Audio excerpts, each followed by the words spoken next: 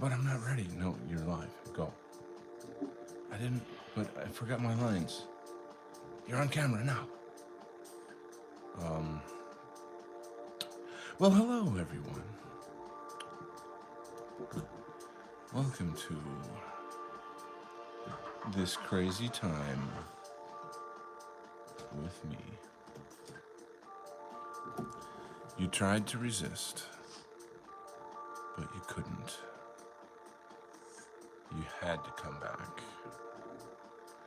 Hello to Tox. Wow. How we doing, girl? Great to see you. Great to see you.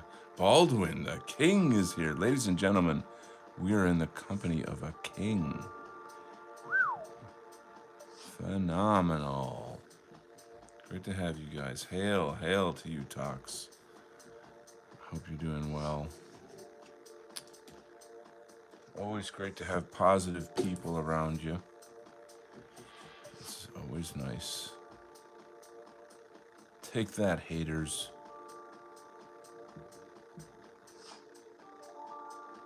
Lovers and haters. All right, so Tox says today is my English exam. Zowie. Is September 7th. It's my birthday. Well, golly gee, happy birthday to you. I send you my best wishes for your birthday, and I send you best wishes for your English exam. English must be a very hard language. I used to teach English as a second language in Asia, and of course I studied Chinese and Japanese, but I always got the sense that English is quite a hard language, actually. Even though it's, like, internationally sort of required, I guess. I don't think it's the most spoken language. I think Chinese is the most spoken language. I think I'm going to have to turn the music down a little bit. It's a tiny bit loud. But hold on. Okay, hang on. Happy birthday.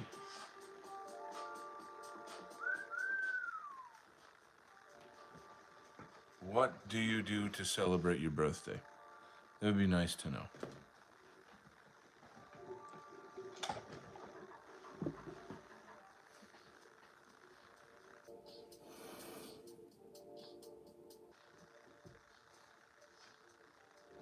I'll give you guys a little look at a recent page. I started this yesterday. I'm pretty sure. Was it? What was yesterday? Yesterday. Well, I taught kung fu yesterday, so I wasn't. I didn't do any live streaming. I guess that probably would have been Sunday. So when I started doing this, and then I finished it up today. This is kind of a zombie attack on the Capitol building, Washington D.C., and they kill all of these sort of NGOs. Oh my gosh, look at that right there. It's APAC. What do you know? Well, golly gee. And then these officers have to do something, and they pop, pew, pew, pew, and then back to our hero, and something, blah, blah, blah. So I think that's kind of nicely done, Paige. Anyway, moving on. Our hero is being attacked by these two villains. Golly gee. So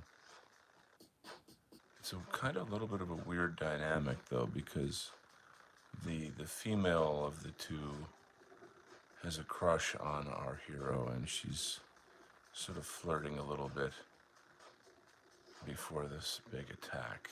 And it's just kind of part of the lore of the character. Like, sort of the James Bond type guy where, all women love him, like that kind of thing. Women can't control themselves around him. But anyway, so that's fun.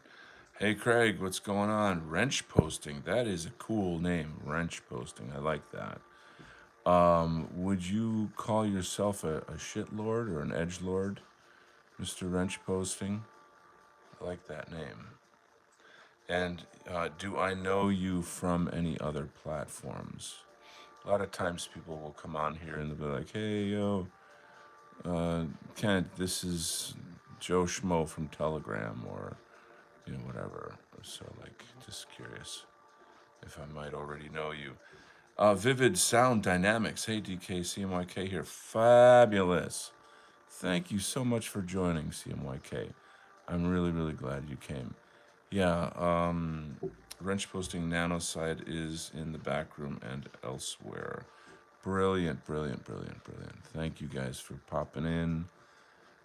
Sorry about that little misunderstanding debacle of me leaving the group. Boxcar was like, Donald Kent, you cheeky bastard, you. No, he didn't say that. He was like, what happened? What's going on? Like, and I'm at work and my phone is going ding, ding, ding, ding, ding, ding, ding, ding, ding, and I'm like, ah. So I just kind of, left the group under that. But I didn't leave you spiritually, though, if you know what I'm saying. You know what I mean? Boxcar is an old, old friend. I'm not saying he's old. I'm saying that he's an old friend. And we got some history where we were at the White Art Collective Music Festival together. It was so cool to meet him there. And I've always tried to show as much support to him and his work, and just him as a lad, as a cool dude. He's one of the original OG White Art Collective founding members. And hey, we gotta stick together. You know what I'm talking about? You know what I'm talking about?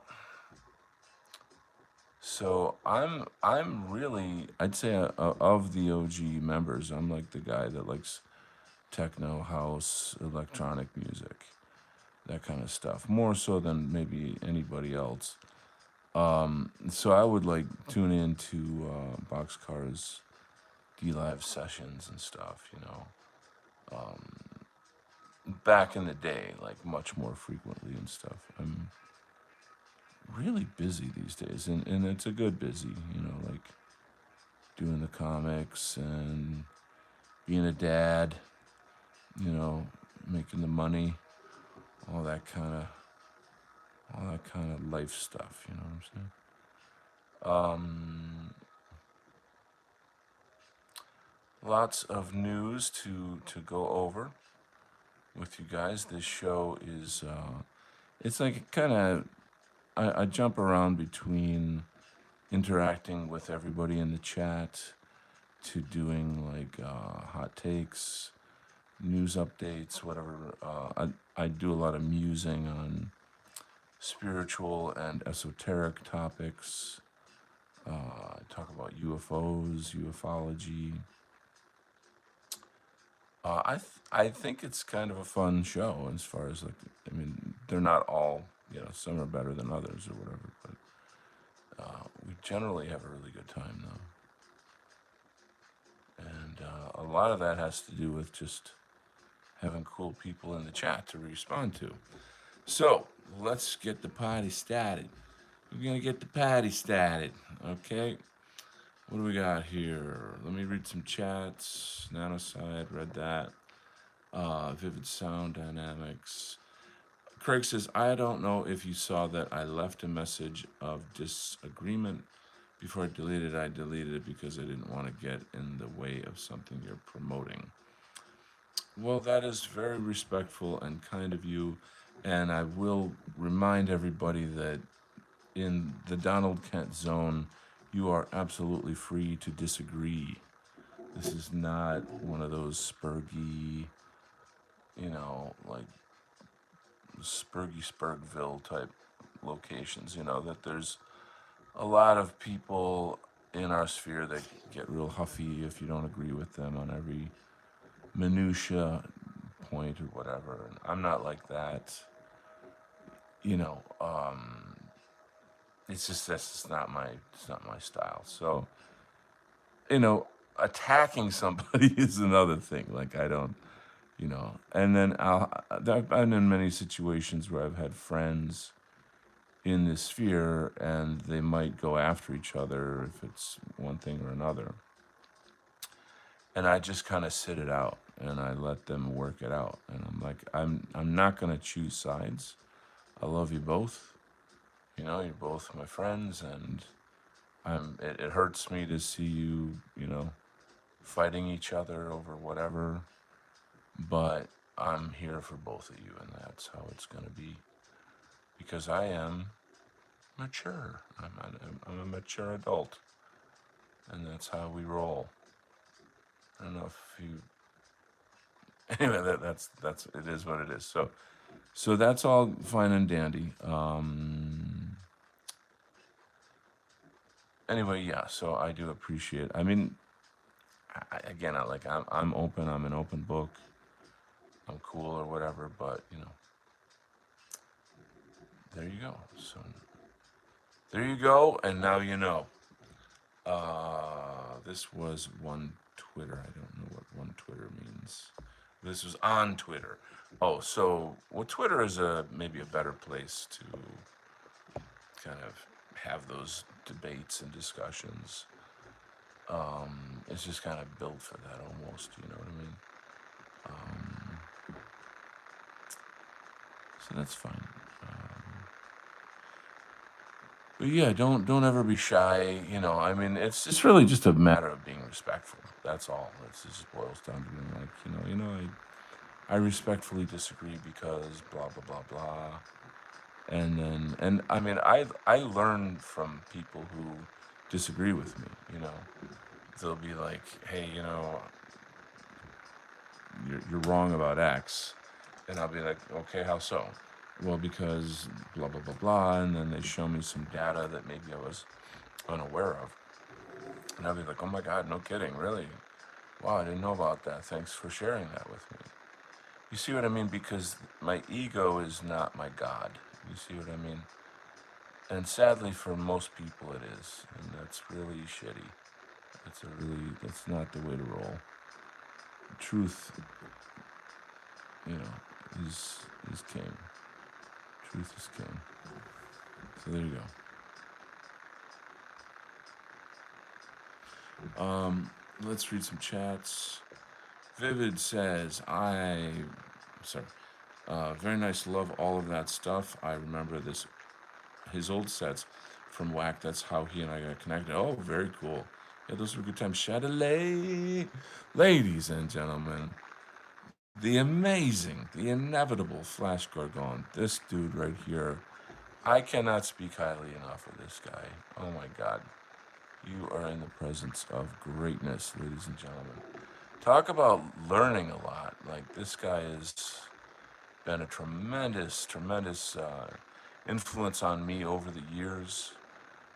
This is a really wise and soulful individual, who's got just an amazing mind and heart, and I'm really, really, really proud to call him friend. So, ladies and gentlemen, please welcome Flash, as I like to call him. Craig says, well, I don't expect you to Spurg, but it was a share of a donation, so that's why I deleted it. Okay, I did, however, donate to get the Dundee Scottish girl out of jail. That's freaking awesome. Good for you. God bless you. I'm gonna read that. Mimis Brunner. Brunner, yes, Mimis Brunner. How are you doing, Kent Art? Sorry I've been busy lately. Well, welcome, Mimis Brunner. I'm happy to have you here, and I'm glad that you've got a little time to hang out and spend with us. Um, got some interesting things going on. I'll back up a little bit, show you some recent pages. You can follow. So I'm going to give people that haven't been here or that are kind of new, I'll give you a little lowdown on what the Kenster is doing. So there is a company that's been paying me to illustrate this graphic novel. And the budget has been on and off for, geez, maybe 3 years, 4 years, honestly. I don't quite remember. And I'm just going to roll through a bunch of pages and show you the story. So here's the basic concept. Imagine memes and influencers from like the old alt-right up to now being superheroes and supervillains. So, for example, I don't know if you ever remember Chud. These guys are Chuds attacking APAC. This woman's from APAC.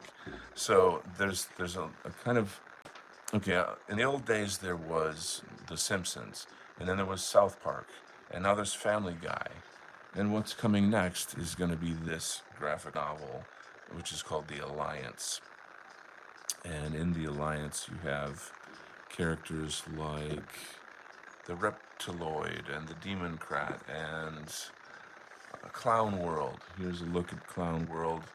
He's narrating these different stories here where you have the Femoids, who are these kind of robot feminists that, get indoctrinated in college to hate men. And you've got fake news and how it influences, the wars and support for these crazy things. You got NPCs in the story that are dealing with the various situations. Once again, you got Clown World right there. So imagine all of our memes brought to life in a really funny lampoon, action-packed graphic novel. So here we got NPC, and he's with, what web girls are? Those are like the girls that take off their clothes for money. What's that called? Not TikTok. I don't do it, so I forget the name of it. But like these kind of things, and how like weed and porn and things have been kind of corrupting the minds of young white men, and how like they're being kind of parasited off of. Well, that's when Hate Chan came along and radicalized the NPC and turned him into a Sigma wolf, and where he started kind of throwing Romans at some radical ideologies. But the ortho bros and the trad caths are here to tell us what's right and wrong and guide us morally and religiously along this path of groypers and chuds. Are you guys following me? Are you following me? Do you get it yet? Do you get what this is going on in this story here? Soy Goy Boy Roy is here. Oy vey goyim. Sounds very anti-Semitic. Nice drawings pens were promised to me 3,000 years ago. Oy vey. It's good to have you there, Mr. Soy Goy. Oh, it's going to be a party when Soy Goy is here. Forget about it. Forget about it. How you doing, Wayman? All right. So, I did not write this story. I am the illustrator of the story. The company behind it has commissioned me several $1,000. So I am here to use my talent to help this crazy crew get across their crazy ideas. And it should be a lot of fun. So here we have the Reptiloid. This is called the Demon Rat, which is code for Democrat. And then there's Clown World, who's looking pretty mean there. I forget these guys. I think they're Chads or something. The Chad memes. You guys remember that? In internet time goes really fast. So, does anybody remember the Brooklyn tunnels? Remember the rabbis that got caught with that built all these tunnels underground in Brooklyn? Well, what do you see here? You see some kind of a sort of a not a nice place to be. Let's put it that way. And so there's some kooky, crazy monsters going on here. Yeah, yo. So there you go. Once again, you got Chud, you got Clown World, Demoncrat, and another one of these Chads.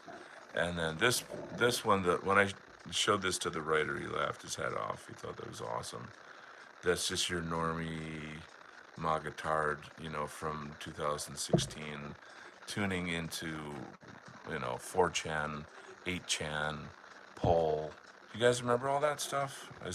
Too is that too old now in internet time? And holy heaven, look who's here. Who's that guy? Does that guy remind you of anybody? I mean, if the hair doesn't give it away, what the oh my gosh. Well, we better send in some gigantic AI robot to fix the problem here.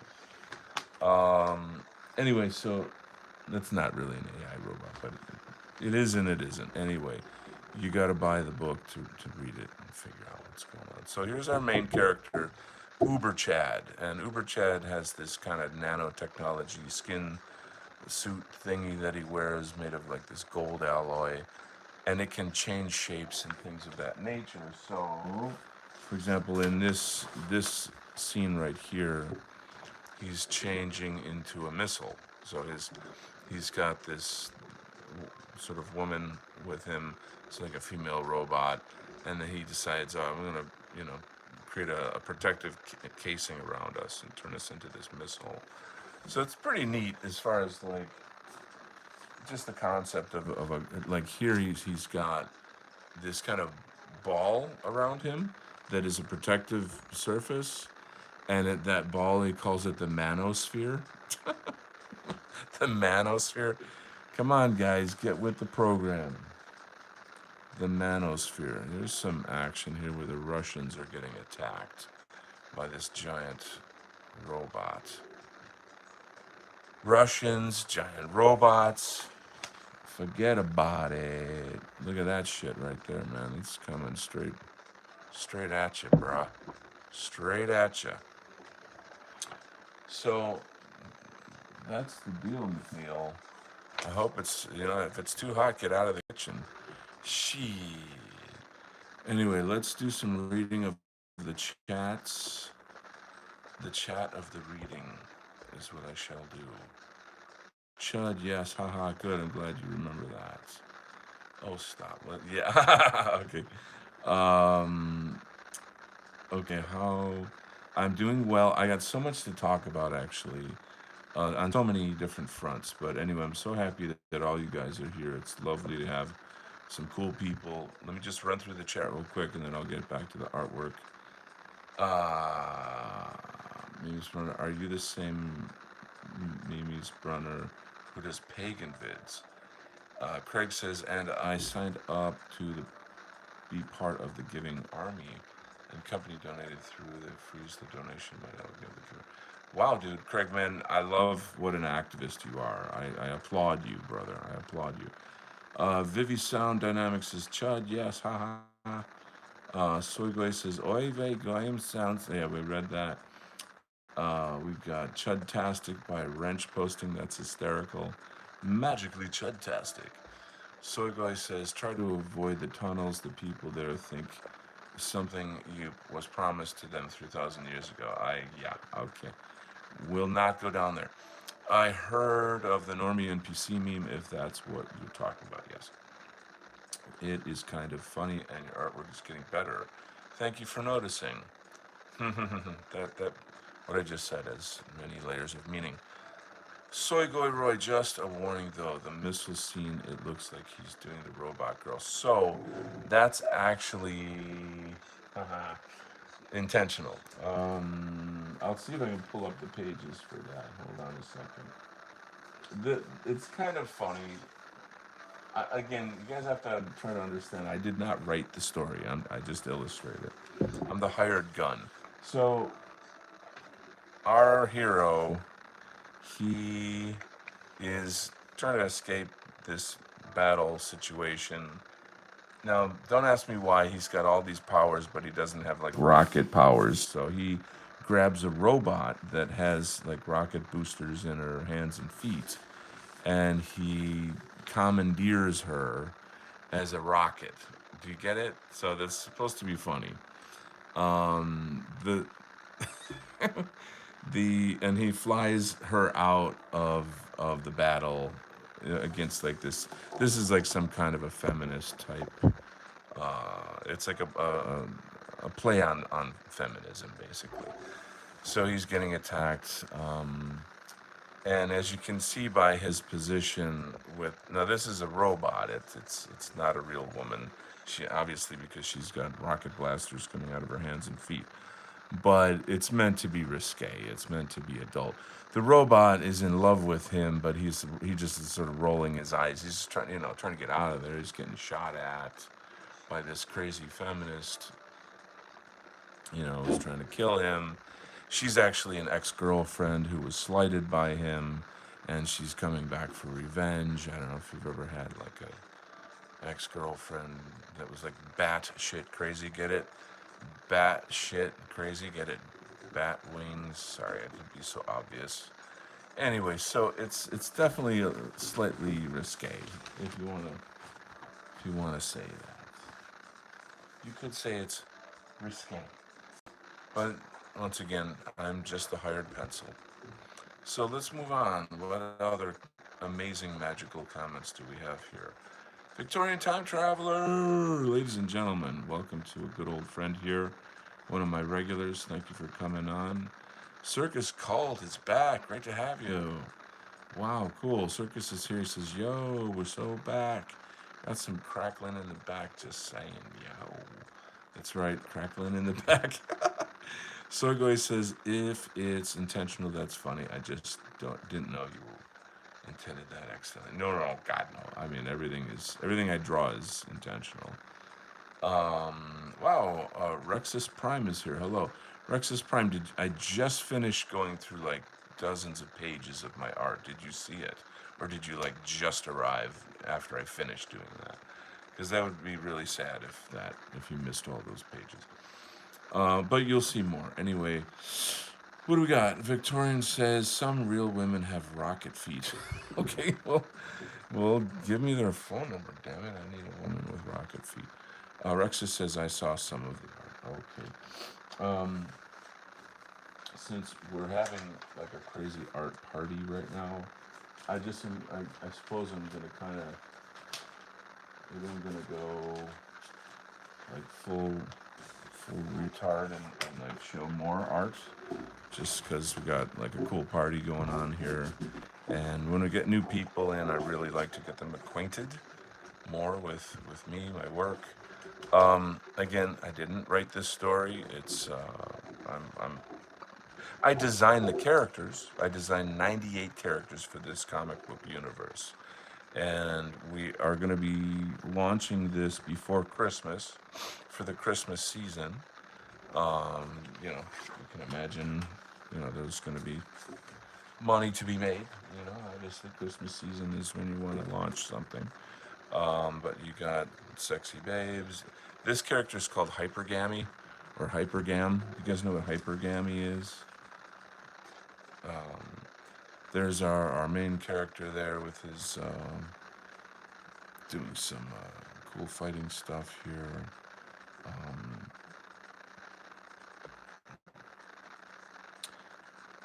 Interesting. Circus says, I'm convinced I follow another channel of yours. Really? That's curious. I only have one YouTube channel. Is it? Oh, well, I've tried starting channels in other places and just didn't follow through, like Rumble and Odyssey.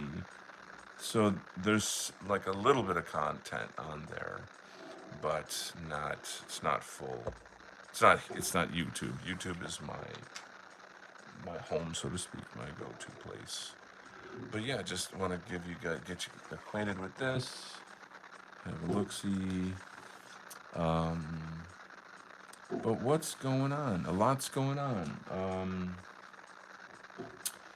I have one of these things going on where it's like it's super big and super positive, but like but maybe I shouldn't talk about it, kind of. You know what I mean? There's like a pretty crazy opportunity that has kind of fallen into my lap, and I'm working on it.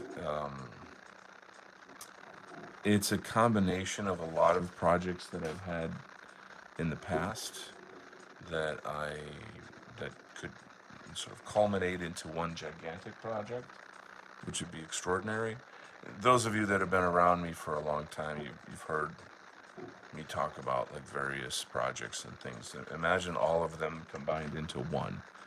That's pretty freaking crazy. So we'll see how that goes. So here's the scene where he kind of like kidnaps this robot. They're called Karens. You know what a Karen is? He's got the Karen hairstyle. You know what I mean? The Karen hairstyle. You must know the meme, right? But he uses his nanotech to reprogram her in the top there, and now instead of attacking him, now she's like in love with him. So it's kind of comedy, where he's like, okay, you know, wow, whatever. She started coming on to him. There's just some funny banter, blah de blah, funny, haha. Then you got these other characters. I forget her name. She's like another meme, but hypergam. It's basically hypergamy is the behavior in women where they constantly seek other better males. Um, so they tend to lack loyalty. And here's the part where she's trying to get jiggy with it, and then he's like, okay, well, and then he sort of mounts her to go flying away, and it's it's campy, I guess, but whatever. So there you go. There's the batshit crazy and the femoids, and they're about to go down, and you see he's like super outnumbered. They're killing off the Karen robots to get to our main character Uber Chad. This is a much older scene, and like from the beginning of the story, with that robot that like wreaks havoc on this Russian base. So this is basically the scene in the anime that my parents walk in on. Yeah, right. I know. I mean, there's no gratuitous sex at all, or nudity. There's no nudity in this. It's just campy, and there's not even much of it. I mean, as far as I could tell you, that's pretty much the only real. Well, there might be a couple other cheesy little sex jokes or something, but that's it. It's just not that. It's not that over the top. Rexus Prime says, before Christmas, nice. I'm thinking of working with Bizarchives after December with my Zapperish short story series. Fantastic. Just need to edit the first story.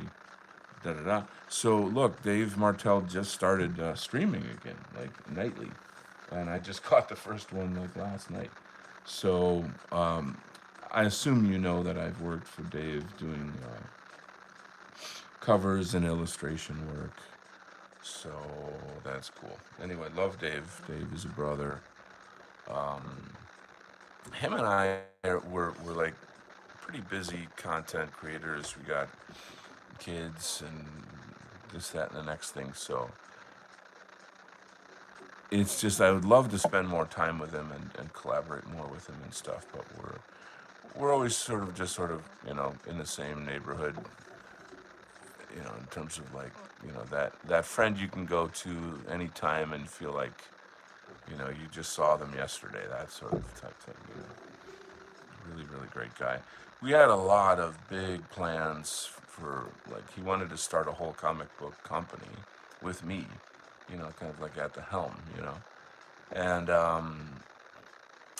it's just those such things. They're great ideas, but they're like insanely expensive to pull off, and just unfortunately, there's no funds for that. But he's really taken the Bizarre Archives to another level, which is wonderful. And it's so him, you know what I mean? It's just got Dave Martell all over it. Like he's in his glory, you know. He's in Martell heaven. So it's really nice to see. Um, I could maybe I should do. There's actually a lot of chat that I'm missing here. Craig, original Pepe feels about that.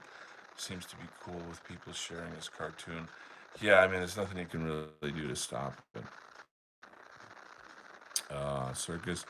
Well, I'll just say it. You sound like a channel called Hyperborean Knowledge. Wow, that sounds like a channel I'd like to check out. Um, you know what I mean? I mean, that's my stuff. But no, I do not do a channel called Hyperborean Knowledge. Again, that's definitely something I would want to look into. So perhaps I will. Um,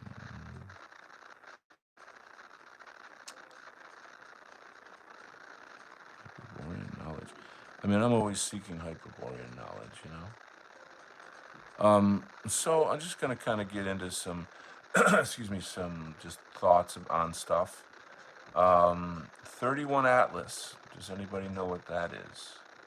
31 Atlas is this space anomaly that is headed towards Earth.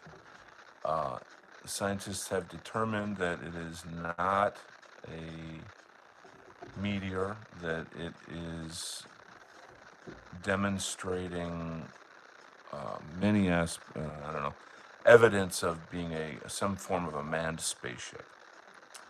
Um, a lot of the evidence has to do with the type of sort of gases that it's emitting and its trajectory, blah blah blah. Various things. You can look up all kinds of videos on it. So, what is it? Now, the very first thing that comes to mind is Project Bluebeam, a huge fake psyop to stage a fake alien invasion. To this, then you know, oh, we've got to usher in the new world order, and get chipped and all this other horse shit. So it's for your protection. That's that's clearly the thing that most people who are in the know are talking about, thinking about, and saying. So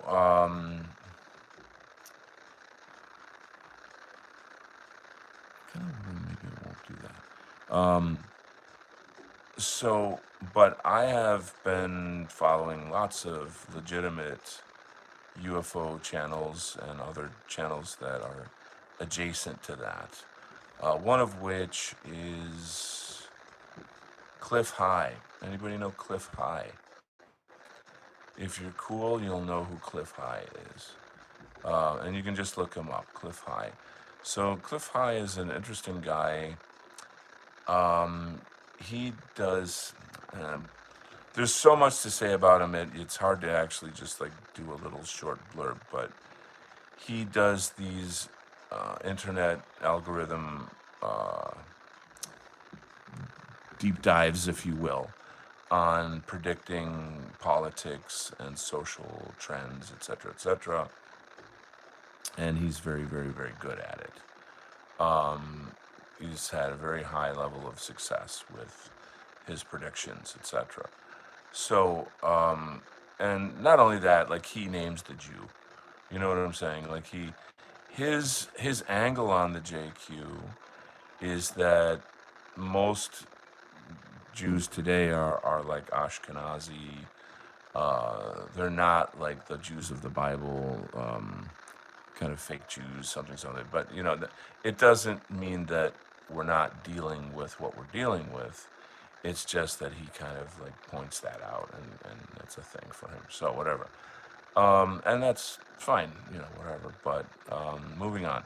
So he's he's also talking about like remote viewers that are studying the object, and and then in addition to that, some trusted people within the ufology community are also commenting, and it appears to be a really legitimate alien ship that is approaching Earth, that seems to be intentionally approaching Earth.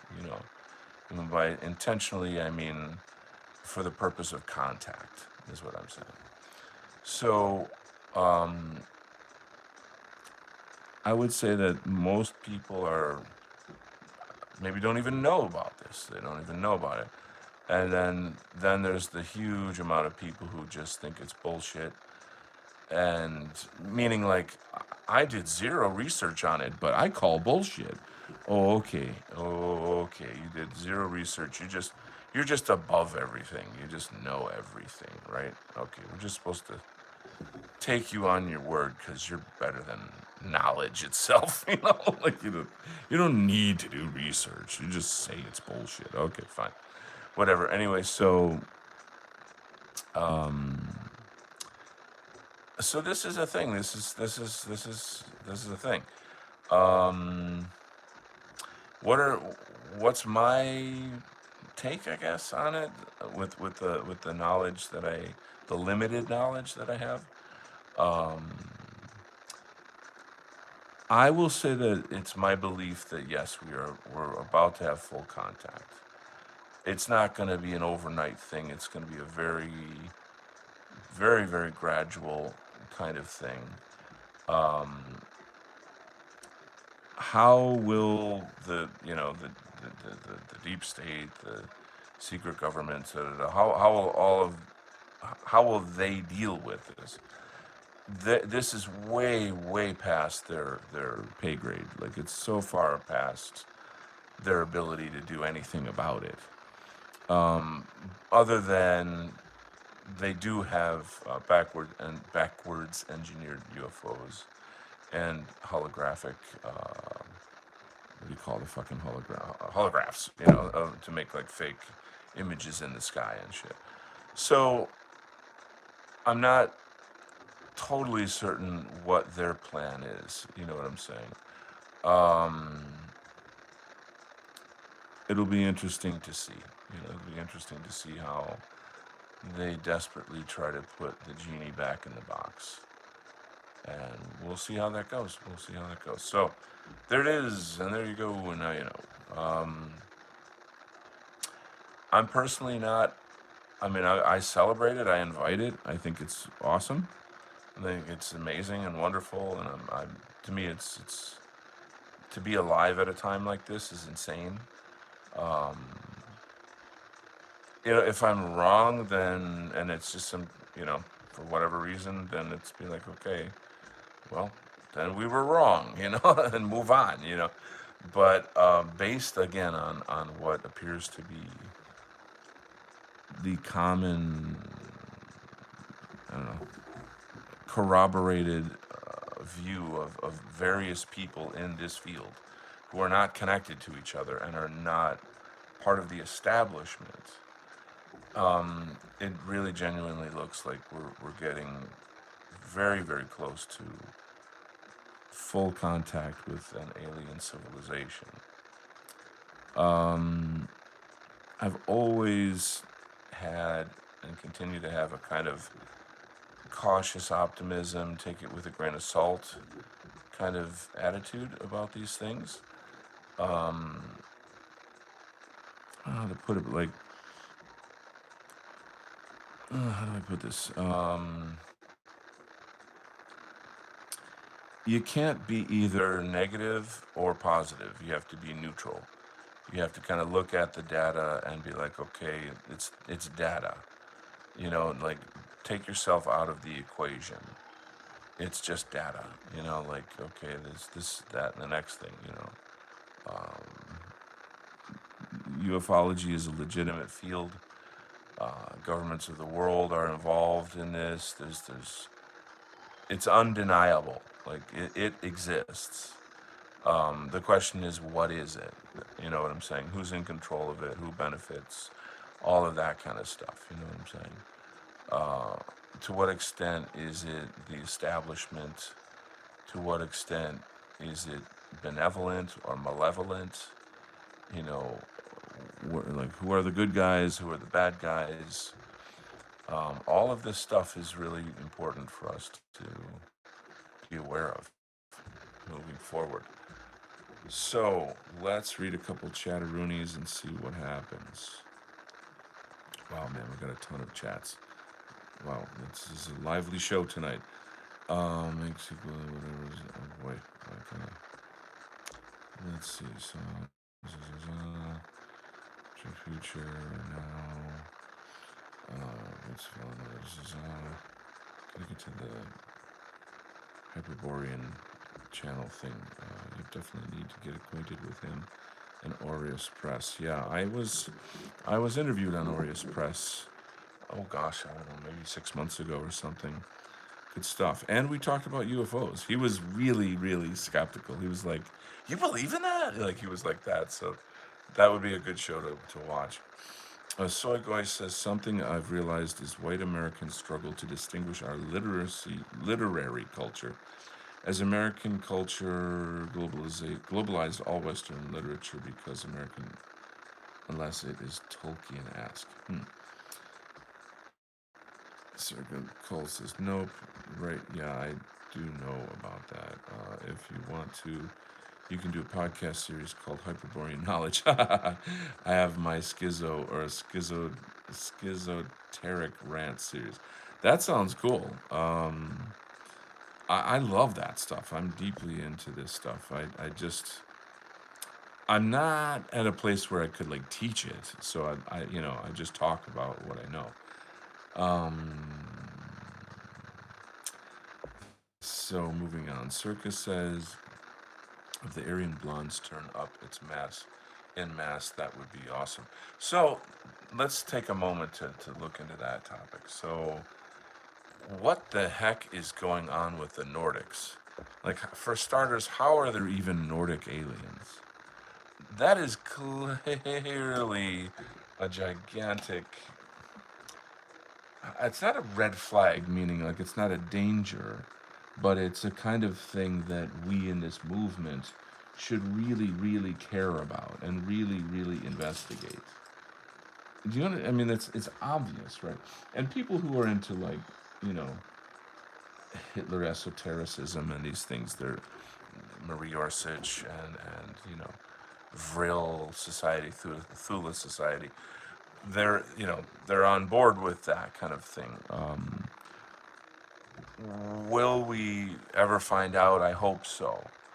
But there's clearly some kind of Nordic ethnic family that we have with these beings. Over the 20 years of research that I've done on UFOs, and when I've come across the topic of the Nordics, it's always been positive. There's others that look like Nordics as well. They're not called Nordics. For example, the Pleiadians are white, and they're according to the UFO lore, they're one of the big ones out there. They're one of the positive civilizations that's trying to make contact with us and help us evolve. So what does it mean to evolve? That's going to be a big question moving forward. Well, a couple things. For starters, getting technologies that free civilization and give us the ability to do time travel and stuff of this nature. Is humanity even ready for that? And who should possess such power? Because there's a lot of clearly fucking evil people on planet Earth that would use such things for very, very horrible, nefarious reasons. You see what I'm saying? So the idea is like you don't give a gun to a toddler. So the idea is you've got to help the toddler to kind of grow up. And that's essentially what this kind of mental spiritual evolution would entail. So, and it's not hoofy, foofy, fluffy, let's hold hands, kumbaya bullshit. It's actually understanding real, serious philosophical and spiritual alchemy, you know. So when and if that happens, there will be like a global enlightenment. How, when, if that all happens, very, very hard to say. It's gonna radicalize a lot of situations in terms of like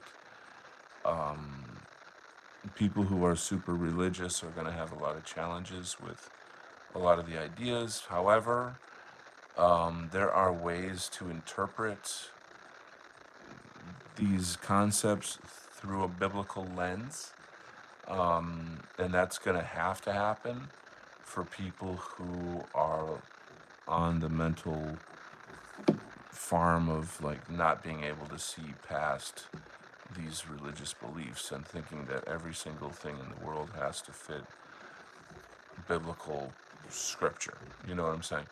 So there's no hostility towards that from the so-called Pleiadians. We'll see. I don't know. I don't know how that's going to play out.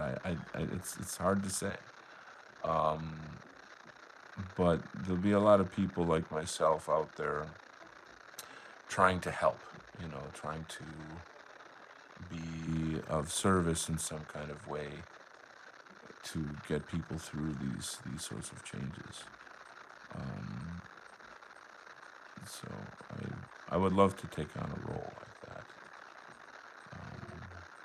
to whatever extent that I am capable. Excuse me. Of the Aryan blondes, oh, if the Aryans, okay.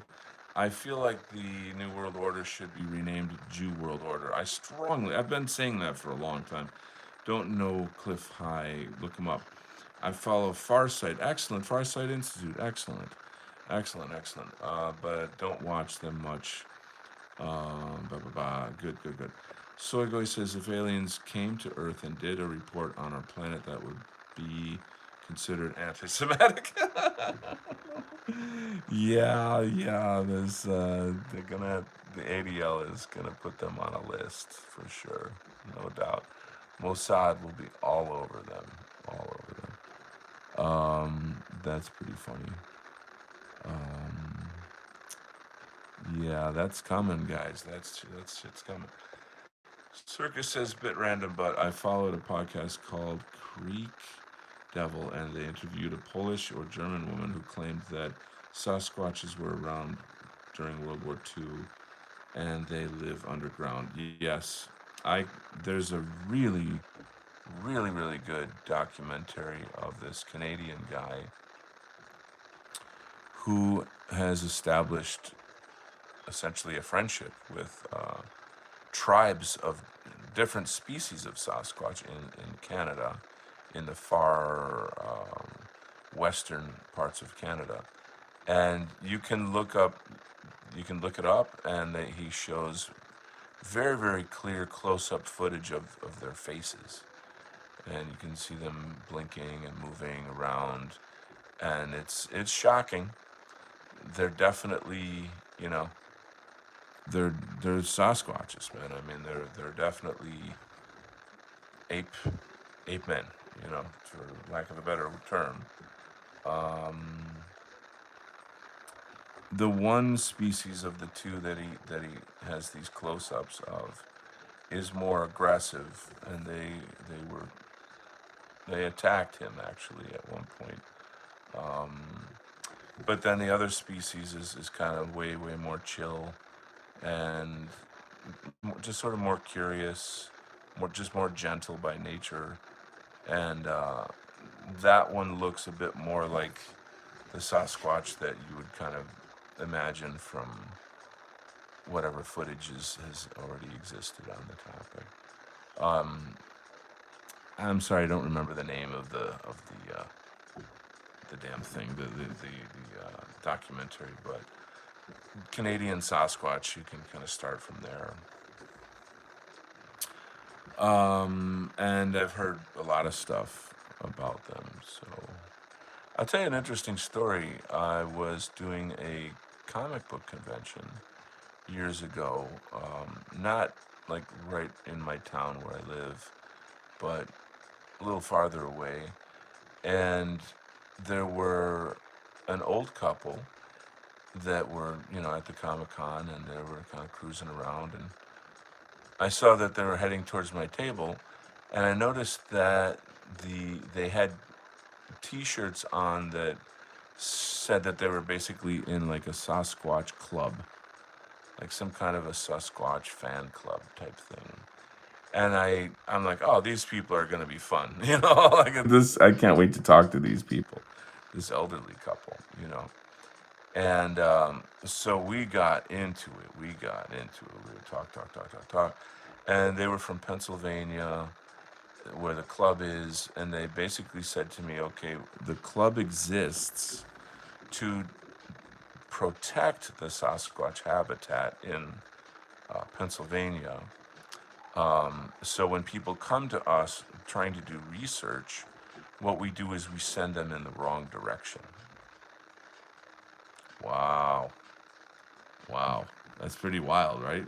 We send them in the wrong direction. That's pretty freaking wild, man. I mean, if you think about that, Cray cray. Anyway, there you go. Let's read some more chatteroonies as we move on. Is the Fembot fire hands and feet part of a jab at people who fall for the Fembot marketplace propaganda? I'm gonna say yes. Circus says, and will come out and help us or some schizo shit. Who knows? Sorgo, I feel like aliens, if they were real, would likely be the ancient Greeks culturally, if they were smart enough to make contact. That's a pretty interesting concept, what you're saying right there. There's many, many species of aliens, and they're not all humanoid, obviously. The government has been in contact with them for a long time, according to numerous reports on the matter. So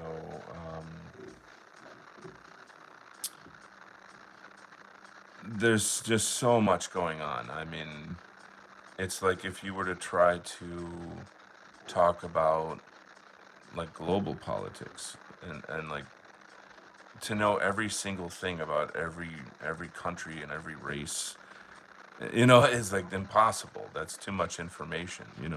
Well, now try to imagine doing that with like alien species that have been around for millions of years and are so far beyond us that just being able to communicate with them is like a thing in itself. But what we're gonna do is we're gonna discover more of what reality is, more of what we are and what our capabilities are. And so I expect that people are gonna start developing more psychic abilities. Um, there will be a kind of growth in that regard. Um, it's very tricky to say because humans, sadly, are pretty fucked up, and I don't want to say that. I don't like saying that. But the fact remains, things are bad out there. And then you got like low IQ races.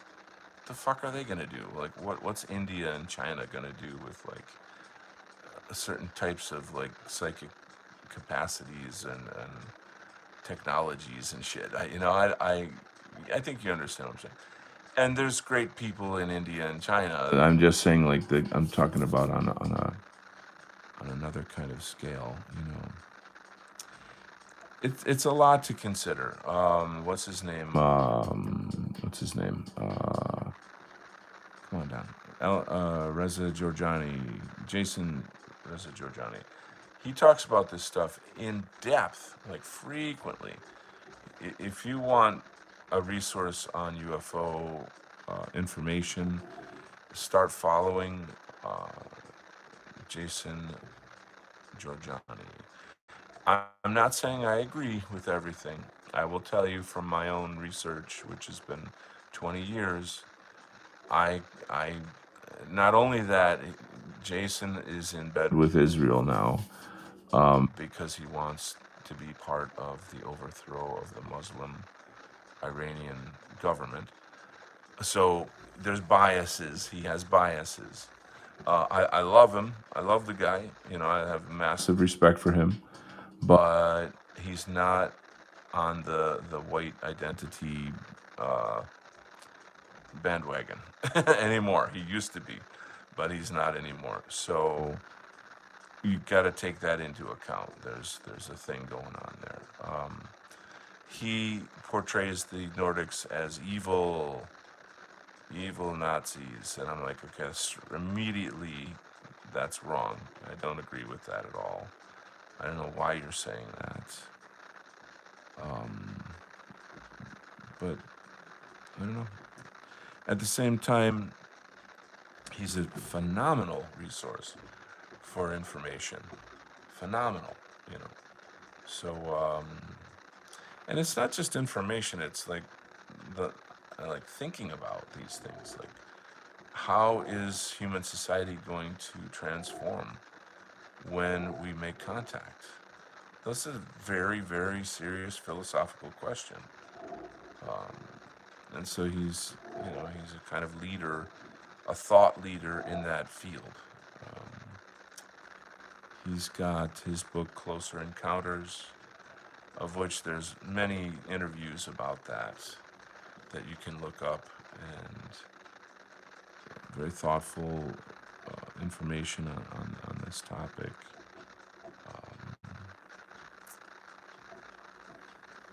I'm I am heartbroken at the whole kind of like switching sides thing regarding like Israel and stuff, but that doesn't discredit a lot of the stuff that he does have to offer.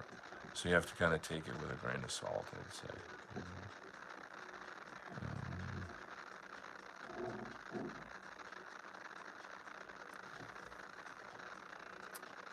Just putting that out there. One of the challenges of doing my show is that if I just read the chat and talk the whole time, then like I'm not actually getting any work done. So I've got to jump between the two. You know what I mean? Like do some chat, do some work.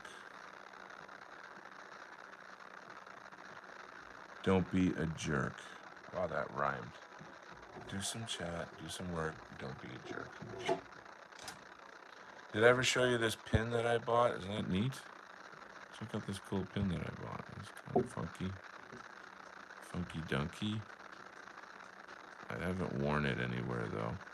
It's pretty neat though. I need a little refreshment. Hold on a second.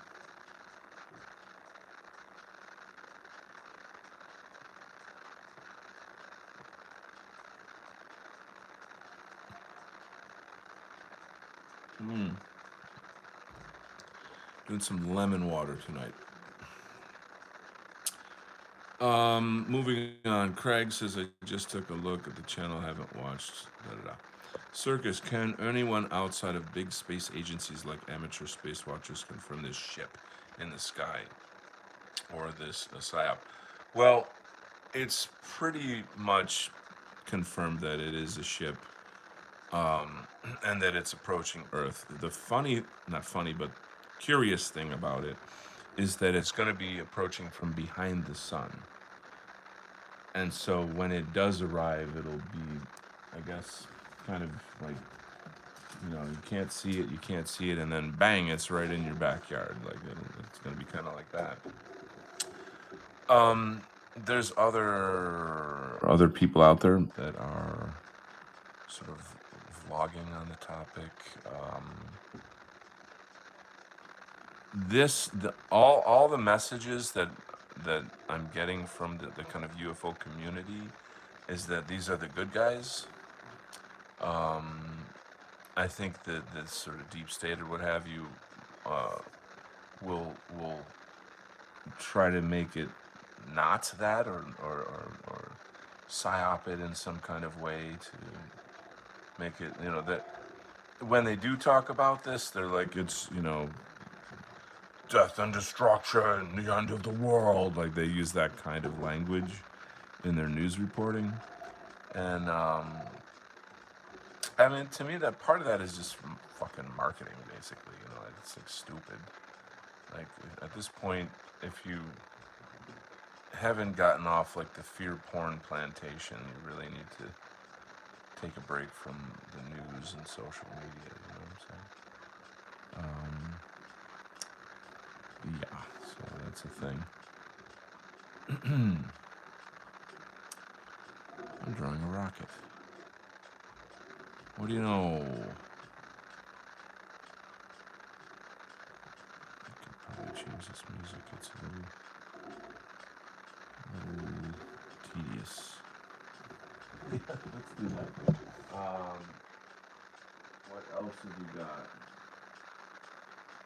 Do something good, guys. The Chill Cafe. Um,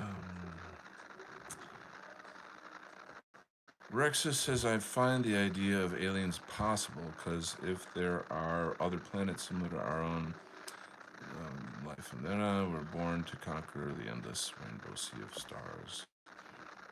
Rex says, I find the idea that you just, I think that's a double post.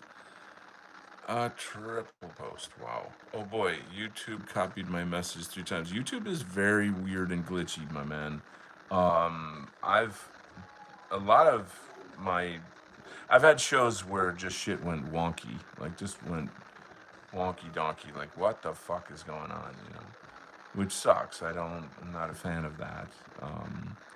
But yeah, I don't know. Is it like an AI driven thing, or like why is it behaving that way? I can't really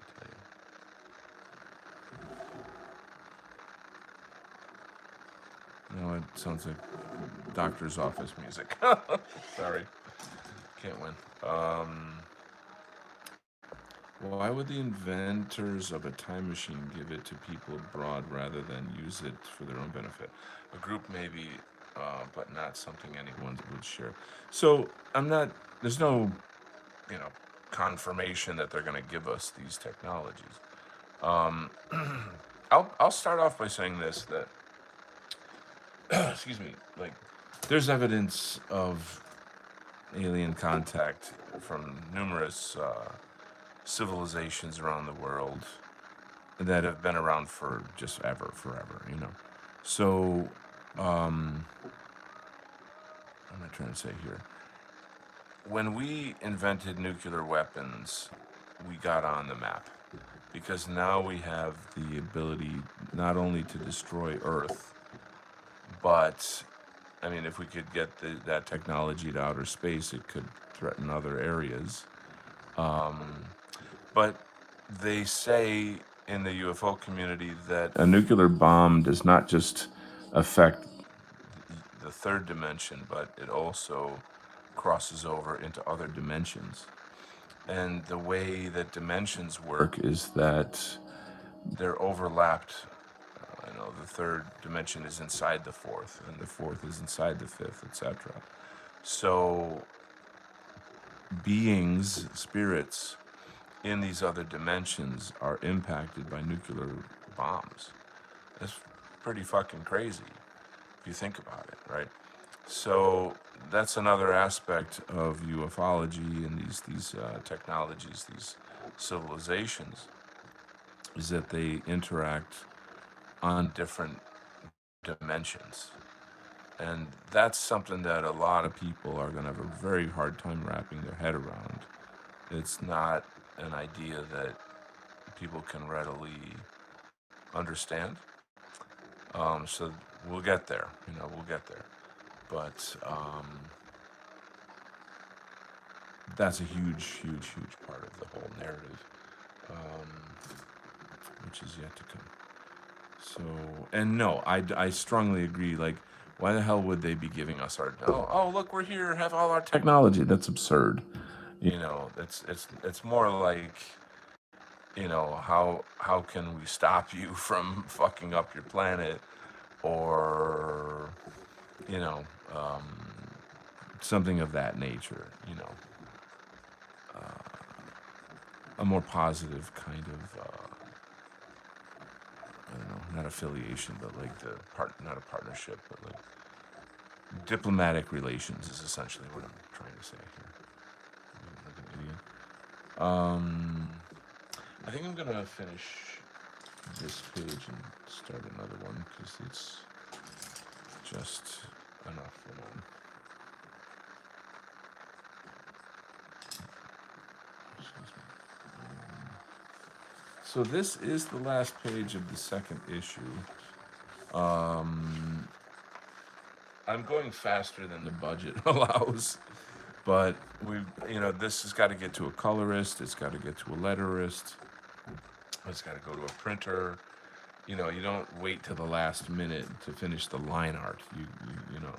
So like I'll get paid later is essentially how that's gonna work. But let's read some chats. Circus says it could be used for time travel. Keep between a group of minutes makes sense, but it's a short work anywhere outside of it. Yeah, I know the channel's discovering Bigfoot. Squatch would be hidden when there are many species discovered all the time. Those are public knowledge. Uh, Maybe there's something special about them that we don't know. Um, there's a guy out there who's very very popular and famous. Um, Forgetting his name, but he uh, allegedly he channels an alien. So an alien by the name of Bashar. So if you just Google Bashar, you'll get hundreds of videos of this dude who channels that. And Bashar, I think he claims to be from Orion, the constellation Orion, and he says that um, the that human beings are genetically based on Bigfoot, sort of like Bigfoot DNA mixed with, and I don't even know the right word for them, like the Anunnaki, I think is what he says. So he was explaining like the Anunnaki, and a lot of that has like biblical tie-ins. I think that could. So there's that's a whole other side of the psyop is like because there's an actual connection to the stories of like the Book of Enoch. Who might want to get Christians to do something because like the fallen angels are here and therefore something something something something and this is a topic that I talk about a lot with at least one of my Christian friends is I say like because Christians you believe in prophecy, you in a sense are manifesting it, but worse than that is that like you're so easily manipulated. Can you not see how you could be just lambs led to a slaughter because of this belief? You see what I'm saying? Like there doesn't have to be an apocalypse. Like oh, but we want it because that means Jesus is coming back. That's a very suicidal kind of way of like I don't know. Is that a spirituality? To want an apocalypse? I mean, so I know I'm ruffling a couple feathers here by saying that, and I don't mean to be offensive, but these are going to be real hard questions that Christians are going to have to face very soon. I'm just putting it out there. That's all I'm doing right now. And I don't have any malice. I'm not trying to hurt Christians or offend them, but I am kind of putting it out there. So the Christian view of aliens is that they're demons. And that's just very primitive. It's a really it's like an anti-intellectual way to process this, and it's just I'm sorry, but pathetic. You know what I mean? Now, I'm not saying that some aliens are not demons. I actually would definitely tell you that some of them are demonic. and perhaps could even be traced to the demons of the Bible, by name, which exists. But to lump them all together as demonic is just, superstition, basically. And just, it's anti-intellectual. Um, that'd be like going to Africa and seeing that since everyone there is black, that they're all demons. Oh, sorry. That's probably a bad analogy. But actually not far from the truth, though. Speaking in an analogy, that is. Anyway, um, I don't know. We'll see. We'll see how it goes. But I'm sure I'll be talking about it. The more these things come to pass, the more I shall be talking about them. Oh yes. Um, and I'm just a dude. I'm really just a dude on the internet looking up shit. And putting the pieces together. So it's not like I don't make money from this. You know what I'm saying? I'm not like, and buy my supplements. I don't. You know what I mean? Like I'm not trying to make money from doing hot takes on UFOs or something. Subscribe to my channel. But I do want to make sense of it. I do want to understand it. Um, the message is this: like humans have to learn essentially things like hermetics. They have to learn very, very real spiritual practices that will have very real results and change people into more spiritual beings. Depending on where your head is at and what your understanding is of those terms, you can either see it or you can't. It's either within view or it's obscured. Um, um, any way you slice it, that's what it boils down to.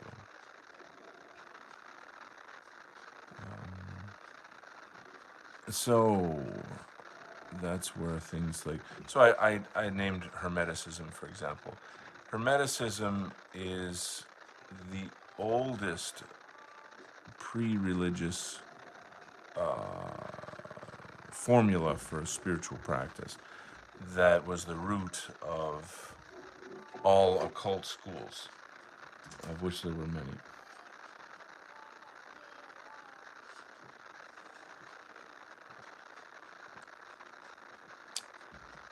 I don't like the word occult when describing this because, I mean, literally it's just this. It's the laws of the cosmos. And when you follow the law, when you understand them and you penetrate them and you can use them, you can control reality. So it's nothing but a science. It's just another form of science. It's just a science we don't yet know, put it that way. But the information's out there. It's out there. Where am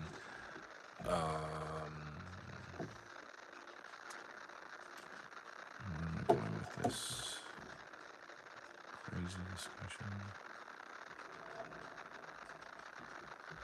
I would say think of it like a form of personal alchemy. What does that mean? That would mean, if I do these practices, I will actually change. I will sort of program myself into a new form of myself that has greater spiritual powers. And that could include so many different things.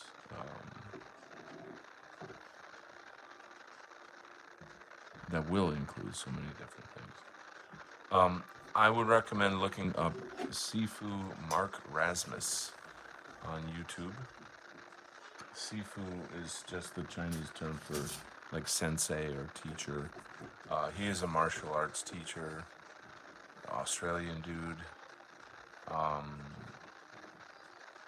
and he actually, why I love him is he combines Qigong with Hermeticism, which I vibe with like super hard. I think that's just such a great combo. Um, and Hermeticism is hard to do. It's hard to learn. It's just, I'm just telling you, it's just hard. But um, the good news though is that he's teaching it. So um, yeah, we're getting there.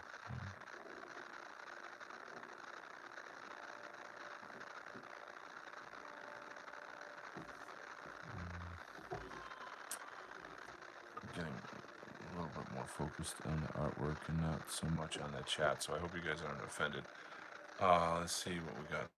Some species may way crazier of a find than the Sasquatch.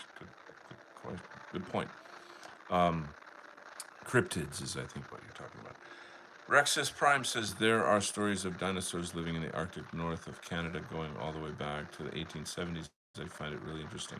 So, what you call it, Loch Ness Monster, the Lake Champlain Champ, those have been determined to be prehistoric. I don't know the name of the creature, but like they have actual bones of it and drawings of what it looked like in its time.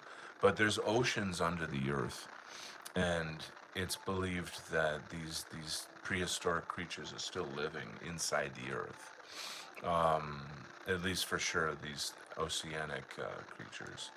So that is somewhat verifiable, I guess. Or I would say so.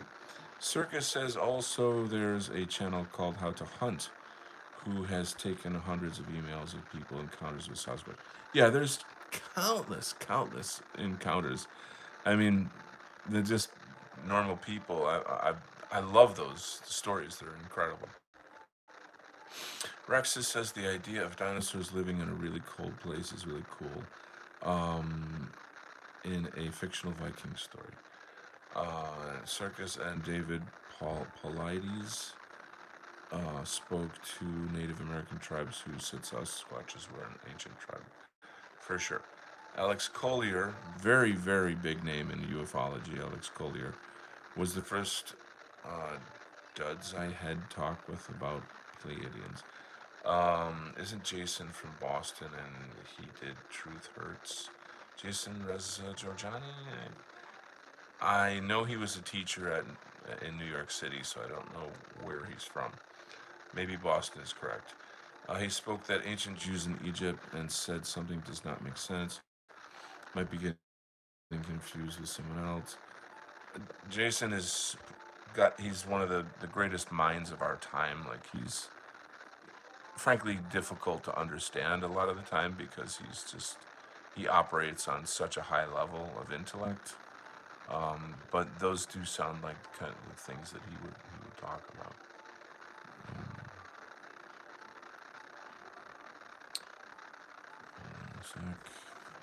Um, if we don't have much control over what people on our planet think of us, we would have little to no control over what aliens would think of us.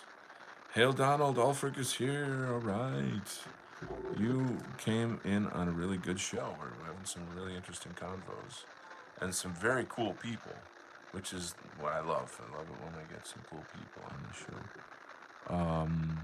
And you make one of them, Ulfric.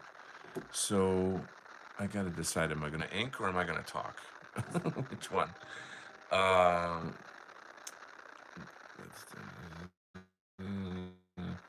Message didn't get posted. I mentioned the Nazi bell. Can't remember the proper name. I know what Die Glock. Die Glock, yeah, that's correct. It was used for time travel, apparently. Think time is movement, and that time only goes because the planet always moving organism. So time as we know it is frankly not real in the regard that The only real time is the present moment. What we experience is atrophy. What we experience is a kind of an illusion of time. We experience change, and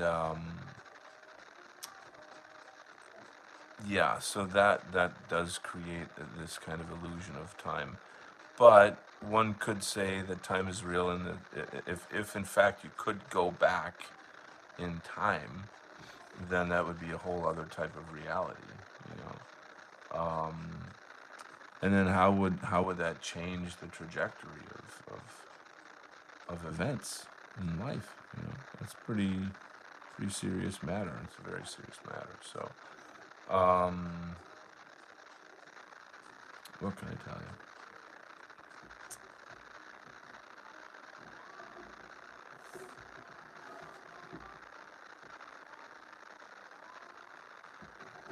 I'm just trying to draw a damn rocket ship, guys. Your mic is freaking out, by the way. Sometimes it's clear, then crackles, but can still hear you. I'll try to speak closer to the mic. What's on the agenda for tonight? Well, we're just kind of all over the place. I was going to talk about the rumors of Trump being dead. Nick Fuentes just did a show on it. And if Fuentes does a show on it, then you better be concerned, because he doesn't dally into the world of conspiracy. And he made some very, very, very strong points that something's very wrong. Something's going on. So I don't know what's the deal. There's some very weird behavior. Apparently, Trump shut down I forget what it's called, but it's basically like the national weather radar. Why would he do that? And like the DOJ or something, like, get in there and shut it down. Like, to me, that indicates that the UFO is gonna be here soon. Do you see what I'm saying? Because if it's like, we don't want the public to be able to go on the internet and look at radar, weather radar, and see, anomalies and shit. Do you see what I'm saying? So for me personally, that's that's that. So I'm kind of putting that out there. He's surrounded the Capitol building with, like, I guess military, or they're not the military. What are they called? The National Guard. I don't know. Maybe there's military there as well. But why is he doing that? And then I guess he keeps talking about going to heaven. Like, among people that know him, it's just something he just keeps saying. It's a little odd. I'm not a fan of the idea of J.D. Vance being installed. We all know that he is establishment Israel. He's been groomed for a long time.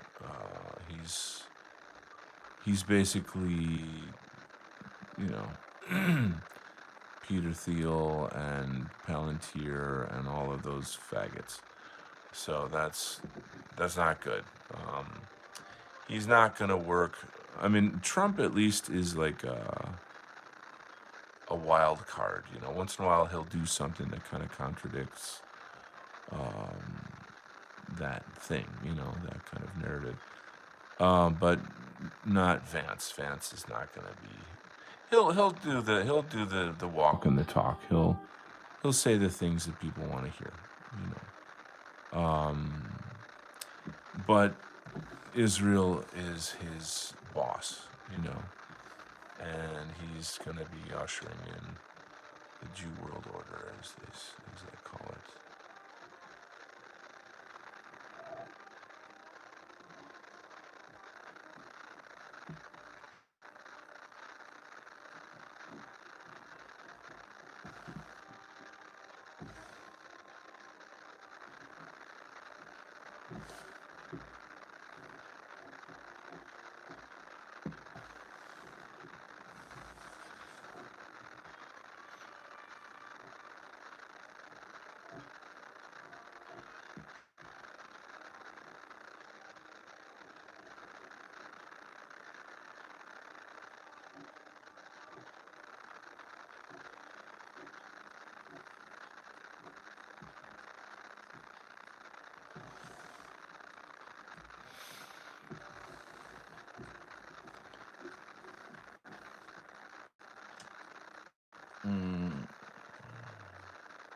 Yeah, Craig made a point about time and motion. That's like what's his name? The Jewish guy.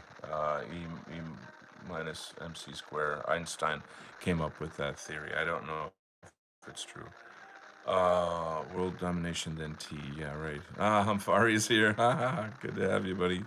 Wow, man, we got a really cool crew. We could start a revolution with everyone in the chat. The fallen angels who reproduced with people, correct. Craig says, I think those might have been a race of ethnicity of people who got totally erased. I don't know. Certainly not ruffling my feathers on the Abrahamic front. Right, I know. Rexus Prime says this is probably the inner writer in me, but making a story about how aliens are demons is interesting, particularly in a story that's creative. So I'll just talk a moment on demons and my personal opinion on the matter, um, since this is the Donald Kent show. So some people are very upset by this, but I take a Gnostic view of reality, and that Gnostic cosmology is such that the world was created by a lesser god who was probably Yahweh. He's known as Yaldabaoth, also known as the Demiurge, and that life as we know it is a prison for our souls, and that there are demons called archons that feed on our suffering. And not only that, our world our world is one of like probably millions of worlds that are controlled by the archonic forces for this purpose. I think to people who have not done any research on Gnosticism, this sounds very science fictiony, and I don't blame you for that at all. When you start listening to reports of people who do astral projection, who have had near-death experiences, who have had contact with these archons or demons, then these things start to come together at these points. Not a very positive thing, right? I mean, I know. It's you can't look at reality like with rosy glasses. You have to just look at it for what it is or something, right? So, so to me, demons are archons. Archons are demons.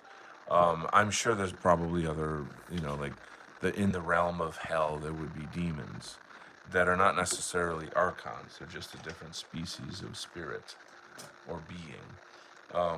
But the demons that I guess I've experienced or have seen a lot of in my research are, in my view, archonic, meaning they you know I think so. For example, like a lonely ghost who is trapped in between worlds or something is not necessarily a demon. They might terrorize somebody, but they don't do it, because they for pleasure or that they're feeding off of you. They just might. That's just not. That's a different kind of a thing, if that makes sense. Um, so I have spoken. There you go. And now you know. Let's read some more comments. Craig says you can see the past when you look at stars. Right. Even light. Yes. Travels fast. Correct. Circus says imagine the ship shows up during the eclipse on Sunday. There's an eclipse Sunday? Hmm. Interesting timing. Uh, or is or it's a blood moon or some shit. Wow. Studio Dreams is here. Studio Dreams with Shaken. Thanks for joining us in this wacky conversation. I'm making a manga. Is there like a rule of how to use the box as panels? Like some shapes need to be this or that. On that topic, it's comic books are movies on paper, and you want to make everything flow So I'll back out a little bit. So if you look at the shapes of the panels on here, the eye moves in a Z pattern. Okay, it's left to right, top to bottom, Z pattern. So how did I do this? I made these. These guys are shooting. They're moving in this direction. So that's going to push the eye in this direction to the next panel where there's a close-up on a face. Also, the balloon placement will lead the eye across. The angle of the ship plus the angle of this panel pulls the eye down into this area. We see the characters are kind of aligned in this angle as well. They talkie, blah blah blah. Here they're inside the missile, and so instead of just putting it straight up and down, which is fucking boring, I tilted it to help continue to with the page design. There's a page design operating here, and it's not by accident. Okay, so then they talk and then push your eye down. I could have just made these just normal square panels. Why? It's boring. You can do that, and it's not a bad thing to do, but it's something you want to be thoughtful about, you know. So there's tons of dialogue. This writer is extremely wordy. He's very verbose. So I have to have these giant empty spaces to get 10,000 fucking words in there. So anyway, that's what's going to happen in that. But I hope that made sense anyway. I'm being a little snarky. Here's another page. You know, every kind of a basic image. This dude is going on the attack. Now, for this panel, the panel itself is it's like you're looking through the scope of a gun to target this guy, to shoot him. So you can be really creative with your panels. And then notice how, like, the edge of the square edge of the panel turns into a circle here, and it's overlapping. And then this guy's arm overlaps that panel. So, and there's not even a panel here. It's just empty. It's open. There's no line there. So all of these things make for interesting comics. Blather. So what else have we got in the chat? If the Earth rotated in the opposite direction, would we go back in time? No. We would all fly off the planet into our death. If we did it, Russ Prime says, I used to be pro JOO land. But now I'm free from that plantation. Good for you. God bless you. You have escaped the Matrix. Time and space is an interesting topic. Definitely true. Craig says, so what's the whole process with the comic once it goes to colorist?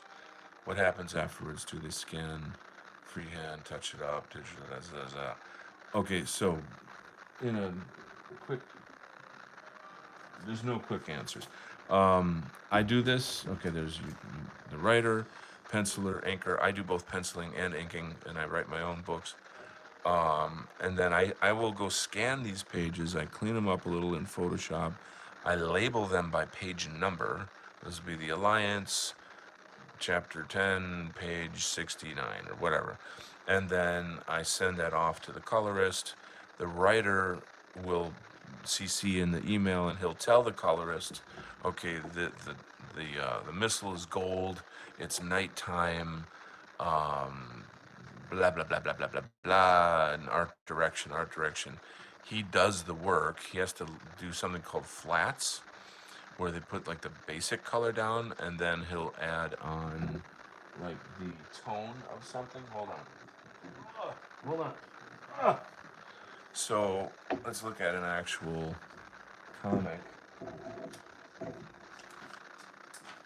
And so like the flat of this would just be that color right there, which is just skin color.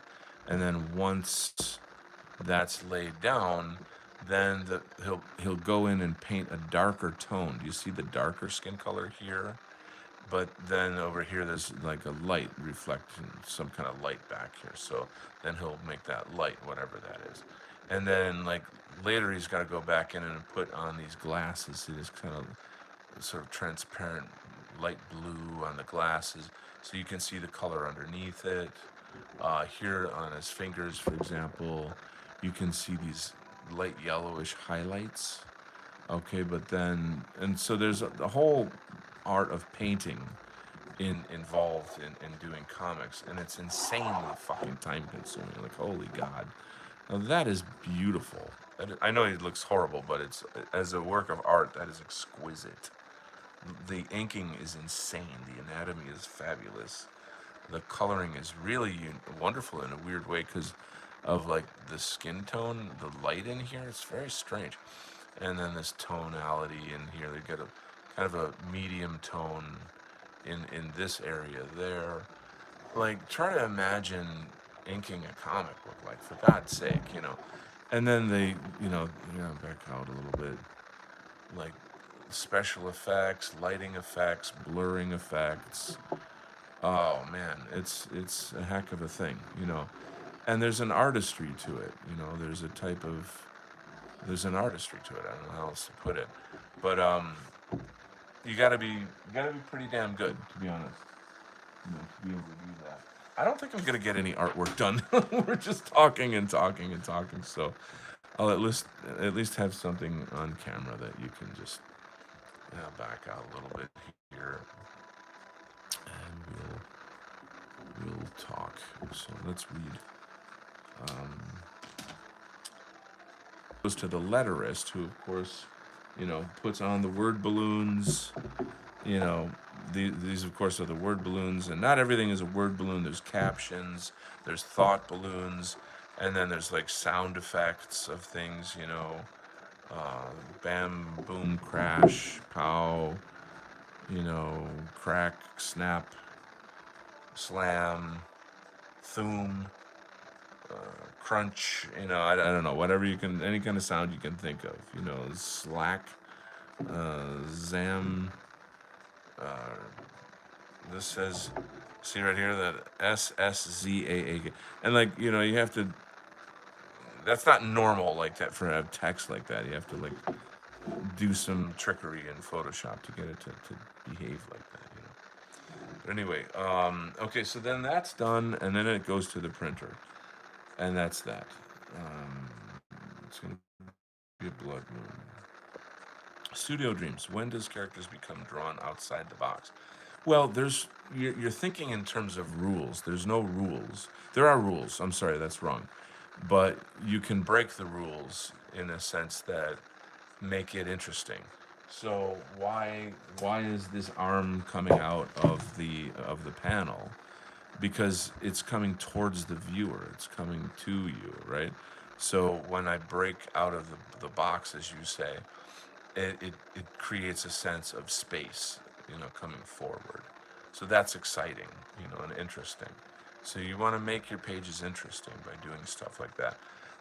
And then you can do it in many kinds of ways. It's not just, whatever that is. So, like, for example, here I've got these heads. It's just like floating heads narrating the story. And then at the very bottom, there's going to be word balloons in here, but I didn't draw a line. Instead, I just made it look like this guy's head is resting on the line of where the panel would be, you know. Oh, also notice this. Notice how the edges of these panels are curved. Why is that? What does that mean? That means it's a flashback, or you're telling a story from before now. Like, in the past, these robots were created by a baba baba da da dee dee talkie talkie, and there was another situation where this thing happened, and blah blah blah blah happened in the past tense. You see what I'm saying?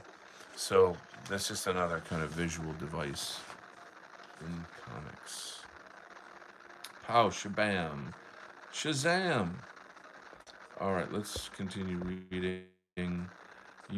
Gainsborough's songs. Which Gainsborough? Give me some more context. I need context. Rexus says, I always wanted to do art of my stories, but I kind of suck. Except for geometric, like the hook cross. That's fine. Yeah, this kind of, dude. to draw like this takes a long time. There's 1,000 things going on here. You gotta understand perspective, architecture, human anatomy, how to draw stuff, cars and helicopters and guns and shit, how to create fantasy, sci-fi worlds, creatures, lighting, shadows, body language. Look at the body language in this scene. It's beautiful. Facial expressions.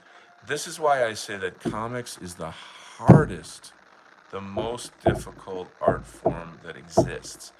You are in many cases, the writer, the director, the entire cast, the set designer, the cameraman, the choreographer, the fashion designer, the gadget designer, the editor, uh, everything that you see in a film, you do with a fucking pencil and piece of paper. So that's a superpower, guys.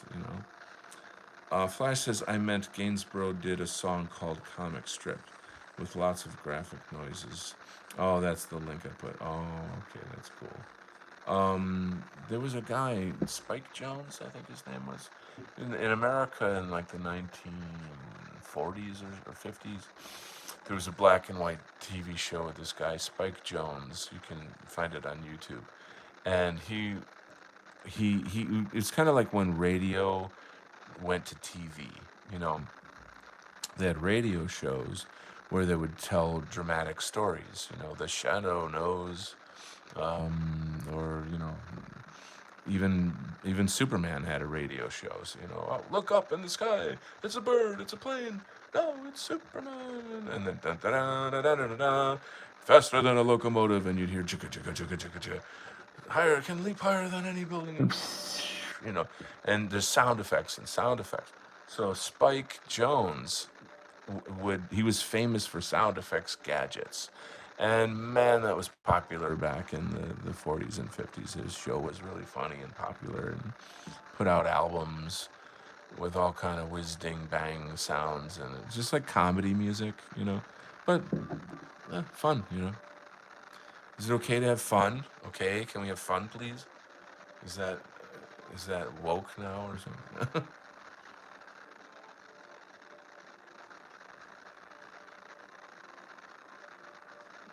mm. God, I love lemon water. So refreshing. Studio Dreams says some people argue between comic and manga and webtoons. Aren't they all the same? I will answer that question. So, um,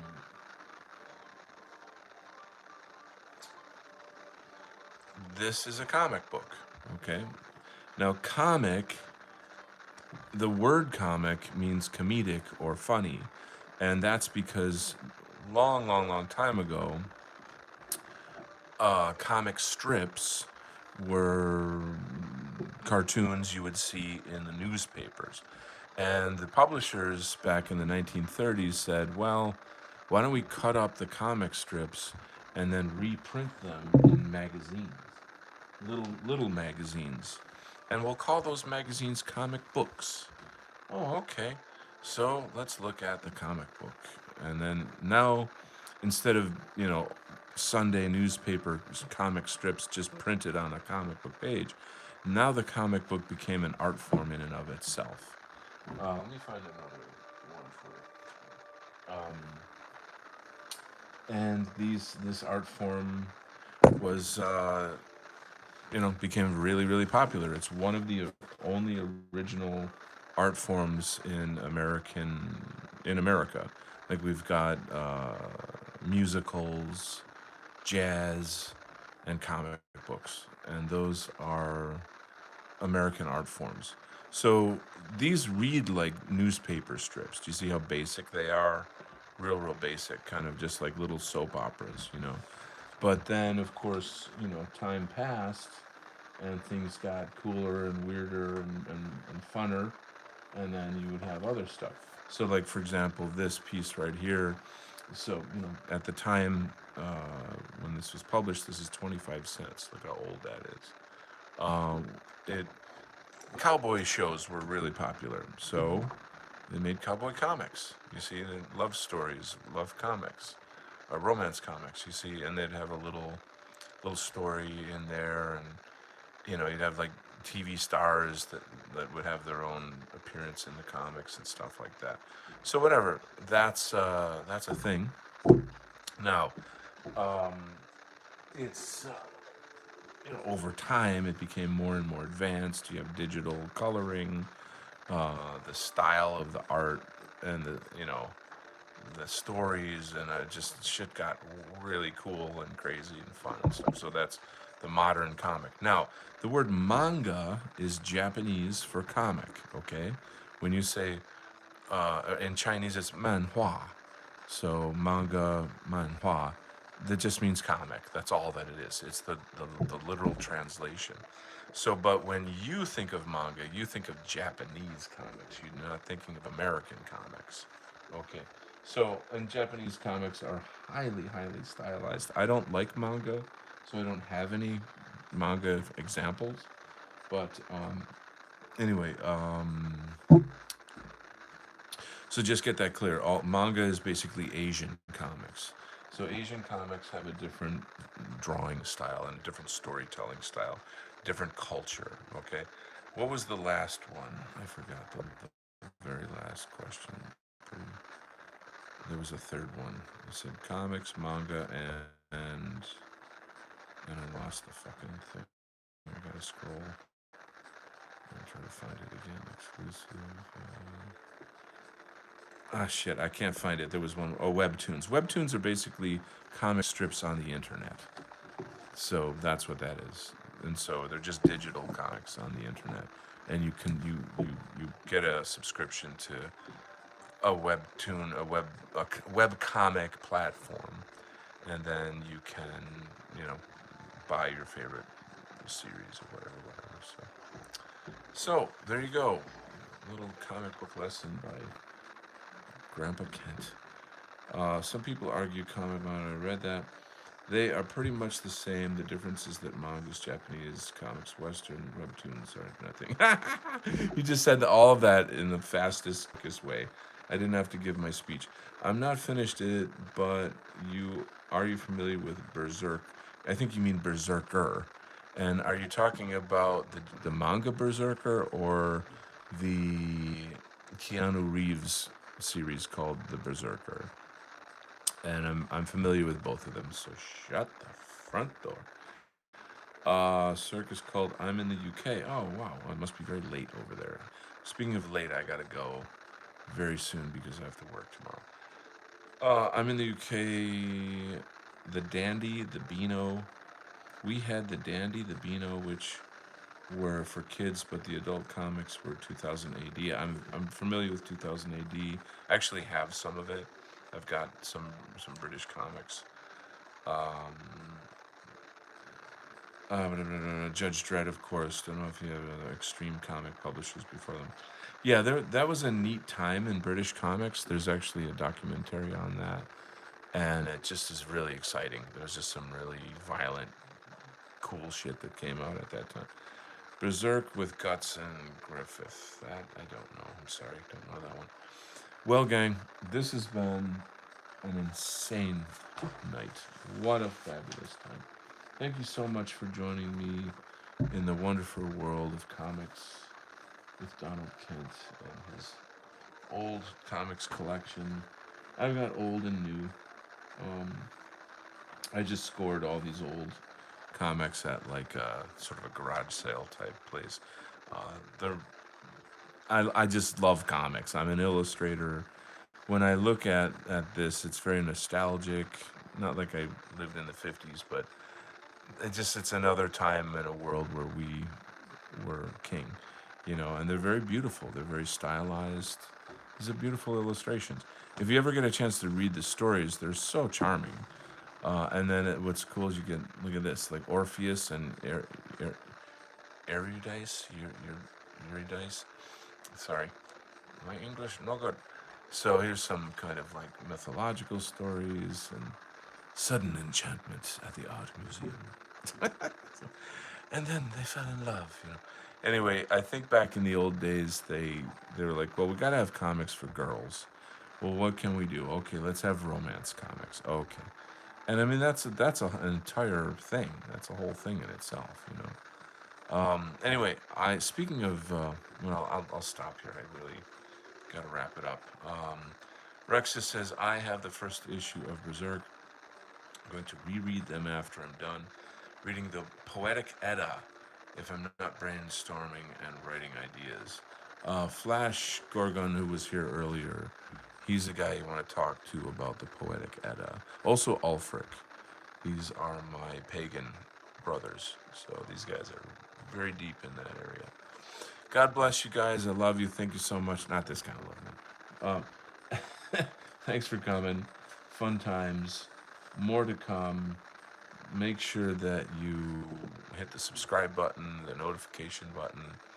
Check out my links. I've got my link to my book.